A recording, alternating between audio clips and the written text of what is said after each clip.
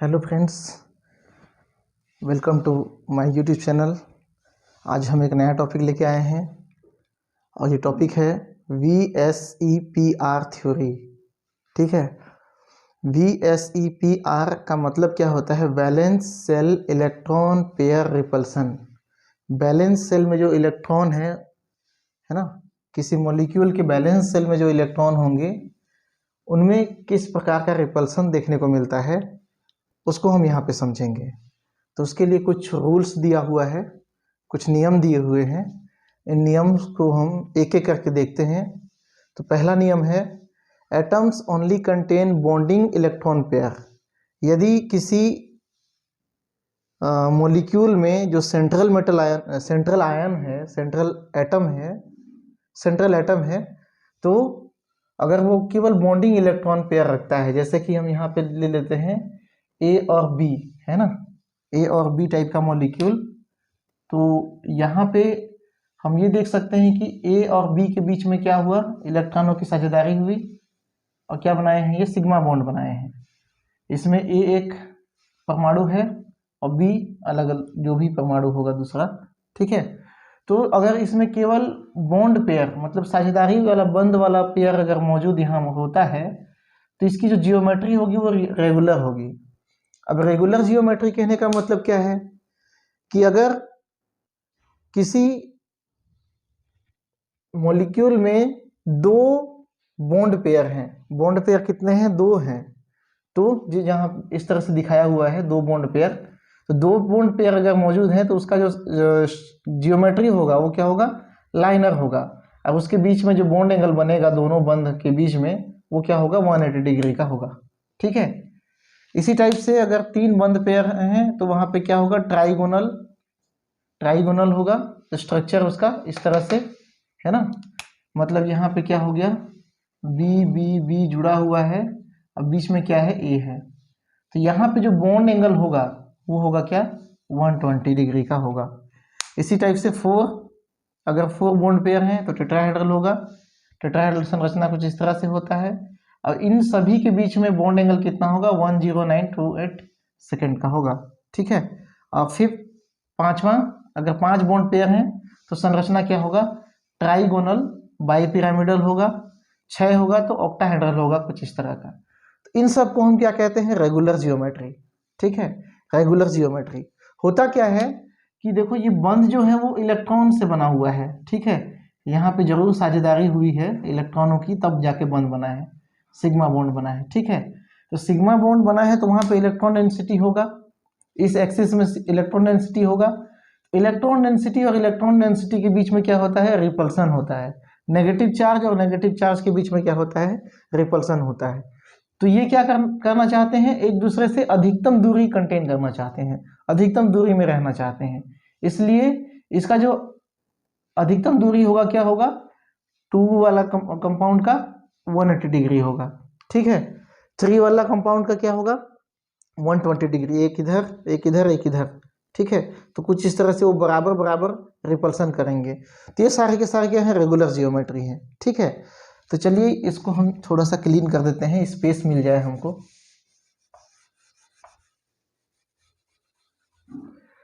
Next हम देखते हैं दूसरा जो रूल है, अगर atoms contain bond pair and lone pair both, दोनों अगर बॉन्ड पेयर भी है लोन पेयर भी अगर किसी सेंट्रल एटम में है तो उसकी जो जियोमेट्री होगी वो क्या हो जाएगी? डिस्ट्रॉय हो जाएगी, विकृत हो जाएगी। जैसे कि अमोनिया में, H2O में, अमोनिया में हाइब्रिडाइजेशन क्या होता है? sp3 हाइब्रिडाइजेशन होता है। ठीक है, हम करके देखते हैं। यहाँ पे नाइट्रोजन का जो इलेक्ट्रॉनिक विन्यास करते हैं 1s2 2s2 2p3। ठीक है, हम यहाँ पे 1s को छोड़ दे रहे हैं, केवल 2s और 2p को ले रहे हैं। तो यहाँ पे दो इलेक्ट्रॉन, यहाँ पे सिंगल सिंगल सिंगल इलेक्ट्रॉन। ठीक है, हाइब्रिडाइजेशन कहाँ से कहाँ तक होता है? यहाँ से लेके यहाँ तक, मतलब एक s और 3p भाग लेते हैं और एक समान हाइब्रिड ऑर्बिटल बनाते हैं, जैसे इससे पिछले वीडियो में हमने देखा है। ठीक है, तो इनका संरचना कैसा होना चाहिए? ऐसा ऐसा इस तरह से टेट्राहेड्रल संरचना होना चाहिए, क्योंकि यहाँ पे 4 जो है हाइब्रिड ऑर्बिटल है। ठीक है, लेकिन क्या होता है एक हाइब्रिड ऑर्बिटल में लोन पेयर मौजूद है, मतलब इलेक्ट्रॉन जो है वो नाइट्रोजन का ही अपना इलेक्ट्रॉन, 2 इलेक्ट्रॉन एक हाइब्रिड ऑर्बिटल में मौजूद है, ठीक है। अब बाकी में सिंगल सिंगल है, जहां पे क्या आता है, अमोनिया बनता है तो फिर हाइड्रोजन आके जुड़ता है, ठीक है। अगर हम यहाँ पे अमोनिया बनाए तो क्या बने आएगा, यहाँ पे हाइड्रोजन आके जुड़ेगा, ठीक है। और एक एक इलेक्ट्रॉन ये भी देगा अब और साझेदारी करेगा, ठीक है। तो यहाँ पे जो बॉन्ड एंगल नॉर्मली होना चाहिए, अगर ये लोन पेयर नहीं होता तो बॉन्ड एंगल कितना होता, 109 का होता, ठीक है। लेकिन ये बॉन्ड पेयर देखो, इसको और थोड़ा सा और समझते हैं हम, इसको लाइन लाइन बनाते हैं, ठीक है। ये एक लाइन है, एक हाइड्रोजन है, ये एक लाइन है, हाइड्रोजन है, ये एक लाइन है, हाइड्रोजन। तो यहाँ पे क्या होंगे, एक हाइड्रोजन का इलेक्ट्रॉन और एक नाइट्रोजन का इलेक्ट्रॉन बंद बनाया है, सिग्मा बंद बनाया है। तो चूंकि लोन पेयर जो है वो नाइट्रोजन में मौजूद है, नाइट्रोजन के स्फीयर में मौजूद है, ठीक है। इसको हम ज्यादा दूर नहीं दिखाते हैं, इसको हम यहाँ दिखा देते हैं, नाइट्रोजन के नजदीक मौजूद है। तो ये लोन पेयर क्या करता है, बाकी जो बॉन्ड पेयर इलेक्ट्रॉन है उसको ज्यादा प्रतिकर्षित करता है। लोन पेयर के पास में प्रतिकर्षण करने की क्षमता ज्यादा होती है, किससे, bond pair to bond pair में, ठीक है। तो रिपल्सन के कारण, अधिक रिपल्सन के कारण क्या करता है, जो ये तीनों बॉन्ड है, बॉन्ड पेयर है, उसको दबा देता है, नीचे की ओर दबा देता है, जिससे इसका बॉन्ड एंगल 109 से घट कर कितना हो जाता है, 107 हो जाता है। मतलब थोड़ा सा क्या हो जाता है, ये दूरी कम हो जाती है, प्रेस हो जाता है। पहले का स्थिति क्या था, 109 का था, अब ये लोन पेयर इसको प्रेस किया तो इसकी स्थिति क्या हो गई, 107 डिग्री का हो गया, ठीक है। यहां तक समझ में आ गया। तो इसी को ध्यान में रखते हुए एक फॉर्मूला बनाया गया कि लोन पेयर में अगर रिपल्सन देखा जाए तो वो क्या होगा, सर्वाधिक होगा, ठीक है। उसी टाइप से लोन पेयर और बॉन्ड पेयर में उससे थोड़ा सा कम होगा, और बॉन्ड पेयर में सबसे कम होगा। तो ये क्या बन गया, एक याद रखने के लिए फॉर्मूला हो गया कि लोन पेयर में रिपल्सन क्या होगा, सबसे ज्यादा होगा lone pair to bond pair, ठीक है। और lone pair to bond pair में रिपल्सन किससे ज्यादा होगा, bond pair to bond pair, ठीक है। तो इसको और भी एग्जांपल देख लेते हैं, जैसे कि इसे और एक एग्जांपल ले लेते हैं, ऑक्सीजन H2O मॉलिक्यूल का बनना, ठीक है। H2O मॉलिक्यूल का ऑक्सीजन का इलेक्ट्रॉनिक कॉन्फ़िगरेशन करते हैं 1s2 2s2 2p4। यहाँ पे 2s और 2p जो है हाइब्रिडाइजेशन में भाग लेंगे, यहाँ 2 इलेक्ट्रॉन, यहाँ सिंगल सिंगल सिंगल और एक पेयर, ठीक है, 4 इलेक्ट्रॉन हो गए। हाइब्रिडाइजेशन कहाँ से कहाँ तक होगा, यहाँ से लेके यहाँ तक sp3, और 2 हाइड्रोजन आके जुड़ेंगे, वो कहाँ जुड़ेंगे, यहाँ पे आके जुड़ेंगे, ठीक है। तो ऑक्सीजन का जो बॉन्ड होगा कुछ इस तरह से हो जाएगा, और 2 लोन पेयर यहाँ पे 2 हाइब्रिड ऑर्बिटल में आ गए। अब यहाँ पे ध्यान देने वाली बात है कि lone pair to lone pair repulsion सबसे ज्यादा होता है, मतलब इनके बीच में क्या होगा, रिपल्सन हाई होगा, ठीक है। किसकी तुलना में, lone pair to bond pair. यहाँ पे भी हम इलेक्ट्रॉन दिखा देते हैं, अब इसमें रिपल्सन होगा, ये भी रिपल्सन हो रहा है, ये भी इसको रिपल्स कर रहा है, मतलब इसका बॉन्ड एंगल क्या हो जाएगा, काफी कम हो जाएगा, ठीक है। और यहाँ जो रिपल्सन है bond pair to bond pair, वो सबसे कमजोर है, ठीक है। तो सबसे ज्यादा स्ट्रॉन्ग कौन सा है, lone pair to lone pair, उससे कमजोर कौन सा है, lone pair to bond pair, और सबसे कमजोर कौन सा होगा, bond pair to bond pair.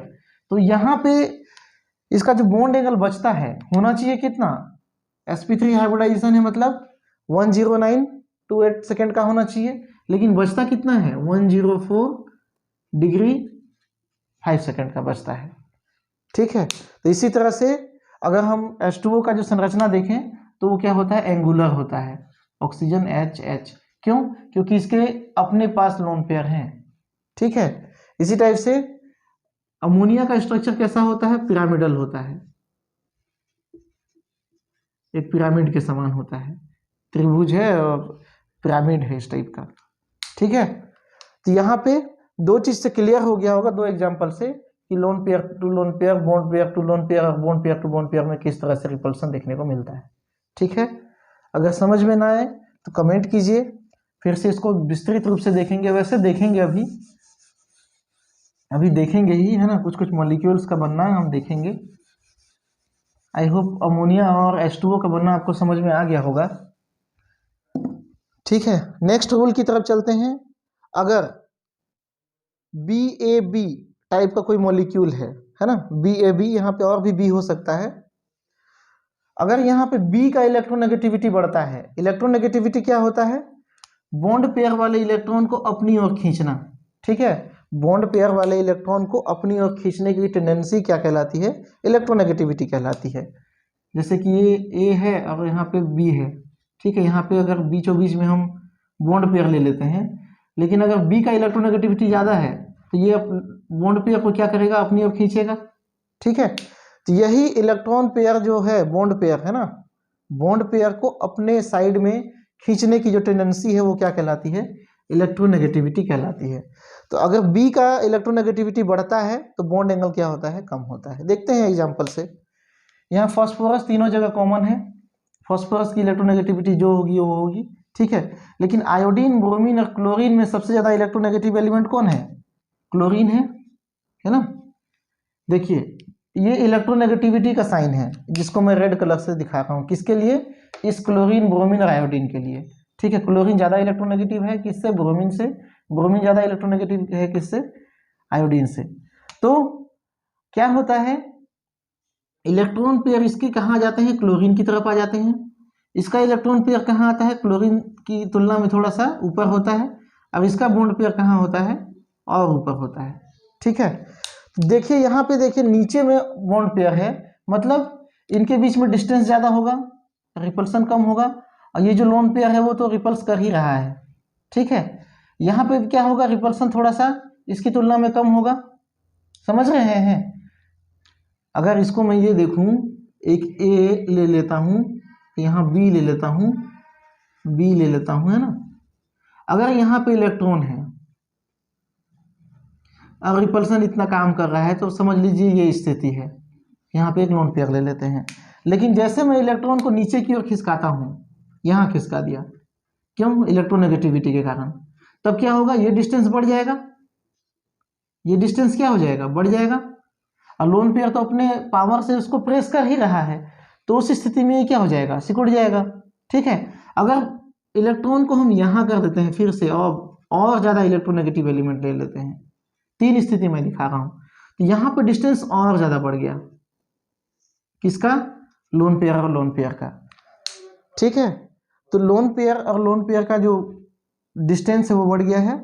अब इसको, ये जो लोन पेयर है वो दबाएगा ही दबाएगा, है ना, इसलिए इसका जो साइज, क्या बोलना चाहिए, बॉन्ड एंगल होता जाएगा वो क्या, कम होता जाएगा। जैसे कि ये क्लोरीन वाला स्थिति है, मान के चलिए, ये क्या है, ब्रोमीन वाला स्थिति है, और ये क्या है, आयोडीन वाला स्थिति है।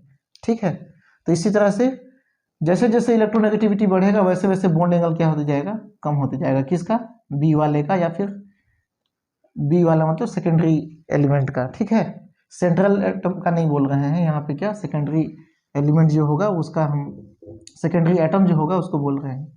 ठीक है, यहाँ पे देखिए बॉन्ड एंगल कितना है, 100, क्योंकि इलेक्ट्रोनेगेटिविटी किसकी है, क्लोरीन की ज़्यादा है। ठीक है, यहाँ पे बॉन्ड एंगल कितना है, 101.5 डिग्री का आ रहा है, यहाँ पे 102 जो भी है ना, 102 डिग्री का आ रहा है। क्यों, क्योंकि ये इसके नज़दीक में है, फास्फोरस के नज़दीक में है, रिपल्सन ज़्यादा होगा तो उसका एरिया क्या लेगा, ज़्यादा एरिया लेगा, मतलब यहाँ पर डिस्टेंस क्या होगा, ज़्यादा होगा, बॉन्ड एंगल भी ज़्यादा होगा। ठीक है, ध्यान से देखिएगा, रिवाइज करके देखिए तब समझ में आएगा। ठीक है, रूल 4 में क्या बताया गया है कि सिंगल बॉन्ड, डबल बॉन्ड और ट्रिपल बॉन्ड तीनों में से ज़्यादा रिपल्सन कौन करेगा। देखिए सिंगल बॉन्ड में 2 इलेक्ट्रॉन की डेंसिटी है, ठीक है, डबल बॉन्ड में 4 इलेक्ट्रॉन की डेंसिटी है, और ट्रिपल बॉन्ड में 6 इलेक्ट्रॉन की डेंसिटी है। तो सबसे ज़्यादा रिपल्सन पावर किसके पास होगा, ट्रिपल बॉन्ड के पास होगा। ठीक है, रूल 5 क्या कहता है कि भरा हुआ सेल मतलब बाहरी सेल, है ना, और इनकम्प्लीटली फिल्ड सेल, आधा भरा हुआ सेल, वो क्या होता है, उसमें क्या डिफरेंस होता है, एग्जाम्पल से ही देखते हैं।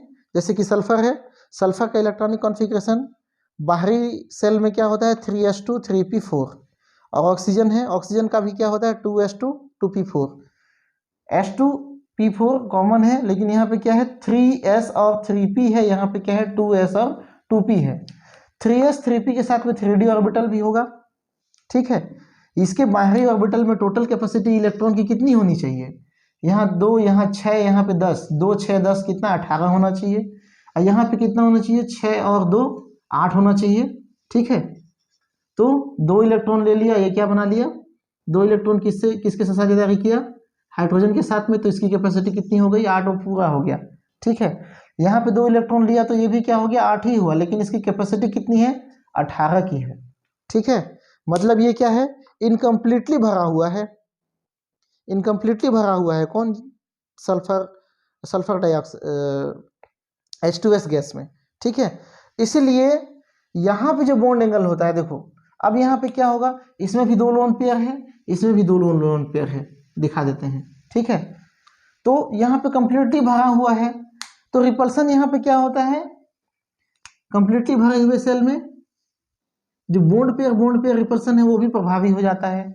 मतलब लोन पेयर उसको उतना दबा नहीं पाता, लेकिन इसके पास खाली ऑर्बिटल है, इसकी कैपेसिटी और भरने की है, तो ये क्या करता है? लोन पेयर इसको ज़्यादा दबा देता है। ठीक है, ज़्यादा प्रेस कर देता है। क्यों? क्योंकि इसकी कैपेसिटी क्या है? ज़्यादा इलेक्ट्रॉन भरने की है, मतलब ये थोड़ा बड़ा एरिया लिया हुआ है। 3s क्या होता है? तीसरा नंबर वाला सेल होता है, तो तीसरा नंबर वाला सेल मतलब स्पेस ज़्यादा होगा उसके पास। ठीक है, इसीलिए ये क्या करता है? इसका जो बॉन्ड एंगल होता है वो 92.5 के बराबर होता है, और यहाँ पे आप बॉन्ड एंगल देखेंगे तो क्या होगा? 104, जबकि दोनों का कंडीशन सेम है, बस फर्क कितना है कि 2 नंबर वाले सेल में है या 3 नंबर वाले सेल में है। ठीक है, और यहाँ पे ये कम्प्लीटली भर गया है, 2 नंबर वाला सेल जो है साझेदारी करके कम्प्लीटली भर गया है, और यहाँ पे 3 नंबर वाला सेल साझेदारी करने के बाद भी खाली है, इस वजह से यहाँ पे बॉन्ड एंगल घट जाता है। ठीक है, यहाँ तक क्लियर हो गया। चलिए अब हम कुछ और एग्जाम्पल देख लेते हैं। अमोनिया और वाटर का तो एग्जाम्पल हमने देखा ही है, तो छोटा सा एग्जाम्पल ले लेते हैं अमोनिया का, है ना। अमोनिया में जो सेंट्रल एटम है वो नाइट्रोजन है। नाइट्रोजन का इलेक्ट्रॉनिक कॉन्फ़िगरेशन, परमाणु क्रमांक इसका 7 होता है, 1s2 2s2 2p3। ठीक है, तो मैं यहाँ पे एनर्जी लेवल एक डायग्राम टाइप का बनाया हूँ। ठीक है, जिसमें मैं 2s और 2p को लिया क्योंकि मुझे हाइब्रिडाइजेशन दिखाना है। तो यहाँ पे s और p हाइब्रिडाइज होकर क्या बनाते हैं? 4 sp3 ऑर्बिटल बनाते हैं। ठीक है, ये भी sp3 है, ये भी sp3 है, ये भी sp3 है, ये भी sp3 है। यहाँ पे s कैरेक्टर कितना होगा और p कैरेक्टर कितना होगा? तो s कैरेक्टर 25% होगा, p कैरेक्टर 75% होगा। जहाँ भी हाइब्रिडाइजेशन बताओ आप s कैरेक्टर p कैरेक्टर बता दो, है ना। मतलब एक ऑर्बिटल में s का भाग कितना होगा? 25% होगा, और p का भाग क्या होगा? 75% होगा गुण। ठीक है, ये हाइब्रिड स्टेट है sp3। इसमें बॉन्ड एंगल कितना होना चाहिए था? 10928 सेकेंड, है ना। अब यहाँ पे इसका संरचना बनाते हैं, तो ये एक हाइब्रिड ऑर्बिटल होगा जिसमें लोन पेयर है, ये एक हाइब्रिड ऑर्बिटल है जिसके साथ हाइड्रोजन जुड़ा हुआ है, ये एक हाइब्रिड ऑर्बिटल है, और ये एक हाइब्रिड ऑर्बिटल है। यहाँ पे बॉन्ड एंगल कितना होता है? 107 का होता है। यहाँ भी क्या होगा? 107।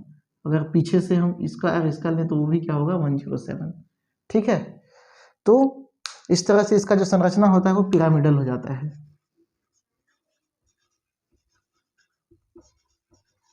पिरामिडल स्ट्रक्चर हो जाता है, तो ये हम पहले भी देख चुके हैं। ठीक है, अगर हम H3O प्लस आयन का बात करें, ये H3O प्लस आयन कब बनता है? जब हम H2O को प्रोटॉन के साथ में जलयोजित करते हैं।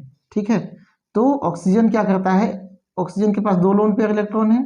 ठीक है, 2 लोन पेयर इलेक्ट्रॉन है, कुछ इस तरह से ऑक्सीजन होगा। यहाँ पे प्रोटॉन अटैक करता है। अब प्रोटॉन अटैक करने के बाद में इस लोन पेयर को बॉन्ड पेयर में कन्वर्ट कर देता है। क्या करता है? लोन पेयर को किसमें बदल देता है? बॉन्ड पेयर में। बॉन्ड पेयर में या सिग्मा इलेक्ट्रॉन में कन्वर्ट कर देता है। ठीक है, सिग्मा इलेक्ट्रॉन में कन्वर्ट कर देता है। तो ये बॉन्ड कहाँ? अब ये इलेक्ट्रॉन किसका हो गया? हाइड्रोजन का हो गया। ठीक है, तो हाइड्रोजन का प्लस चार्ज कहाँ जाएगा? देखिए, ऑक्सीजन में इलेक्ट्रॉन की कमी हो गई है, एक इलेक्ट्रॉन कहाँ चला गया? हाइड्रोजन के पास। यहाँ पे प्लस चार्ज आ जाता है, किसमें? ऑक्सीजन में। तो ऑक्सीजन प्लस चार्ज का इलेक्ट्रॉनिक कॉन्फ़िगरेशन करेंगे, प्लस चार्ज बनता है तब क्या होगा? इसमें 8 इलेक्ट्रॉन था, एक इलेक्ट्रॉन निकल जाएगा, तब क्या बनेगा? एक इलेक्ट्रॉन उधर चला जाएगा तो क्या बनेगा O+। O+ का electronic configuration 1s2 2s2 2p3, same to same nitrogen के जैसा, स्थिति सेम होगी, है ना, हाइब्रिडाइजेशन सेम होगा, संरचना भी क्या होगा, सेम होगा। ठीक है, तो ये तो था 2 एग्जाम्पल। यदि आपको और भी एग्जाम्पल जानना है तो आप उस मॉलिक्यूल का नाम लिख के कमेंट बॉक्स में डाल दीजिएगा, मैं उसका स्ट्रक्चर बना दूंगा, है ना, और इस तरह से कॉन्फ़िगरेशन करके समझा भी दूंगा। ठीक है, वीडियो चूँकि लंबा हो जा रहा है इसलिए इसको यहीं तक स्टॉप करते हैं। होता क्या है कि VSPR थ्योरी के सहायता से हम इस तरह के मॉलिक्यूल का संरचना हम डिसाइड कर पाते हैं। ठीक है, संरचना को समझाने में बहुत सहायक होता है, हालांकि इसकी कुछ कुछ लिमिटेशन है जो आप देख लेंगे बुक से, है ना। अगर समझ में ना आए तो कमेंट कीजिएगा। तो चैनल में बने रहने के लिए धन्यवाद, और आप लोग का दिन जो है शुभ हो। चैनल को लाइक सब्सक्राइब कीजिए, शेयर भी कीजिए। Thank you.